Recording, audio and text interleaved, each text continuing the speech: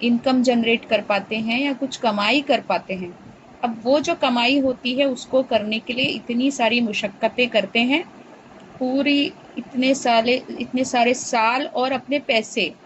ماں باپ آج کل تو ماشاءاللہ پڑھائی بہت ہی زیادہ مہنگی ہو گئی ہے، اسکولوں کی فیس بھی بڑی مہنگی ہے، اور آگے ڈگریاں لینے کے لیے بھی بہت سارے پیسے لگتے ہیں، تو اپنا جان مال سب کچھ اس علم کو حاصل کرنے کے لیے ہم لگا دیتے ہیں. کتنے سال؟ منیمم 15، کم سے کم 15 سال، یا پھر 18 سال، یا پھر 20 سال، اور رات دن کی محنت.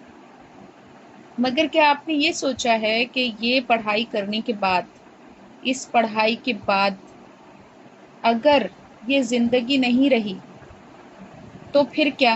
اس پڑھائی کا کیا مطلب رہ گیا؟ یہ سوچا ہے آپ نے؟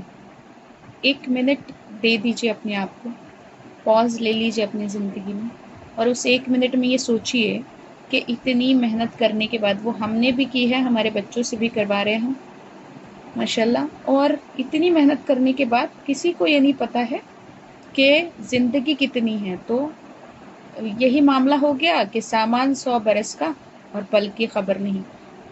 ہم سوچتے ہیں کہ پڑھائی لکھائی کر لیں گے، بچے ہمارا سہارا بنیں گے، ان کے خود کے پیروں پہ کھڑے ہوں گے.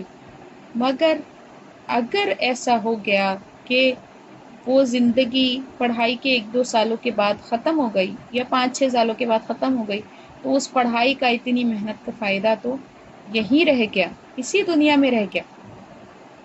اس کا فائدہ اوپر نہیں جا سکتا، یہ تو پتہ ہے نا آپ لوگوں کو. اتنی تو عقل اللہ تعالیٰ نے دی ہے ہم سب کو. اب اگر اس میں سے چند سال یا اپنی زندگی کا تھوڑا سا وقت، وہ جو اتنے سارے گھنٹے آرز جو ہیں ہم اپنی دنیاوی پڑھائی میں ڈالتے ہیں، اس میں سے ہم آدھا 1 گھنٹہ جو ہے بچوں کا، ہم اگر قرآن کو سیکھنے میں اور حدیثوں کو سیکھنے میں اور اسلام کو سیکھنے میں اگر لگائیں. بے شک یہ ہمارے یہاں ٹریڈیشن ہے کہ بچوں کو مدرسے میں یا مسجدوں میں سیکھنے کے لیے قرآن شریف کی زبان مطلب عربی پڑھنا سیکھنے کے لیے بھیجتے ہیں.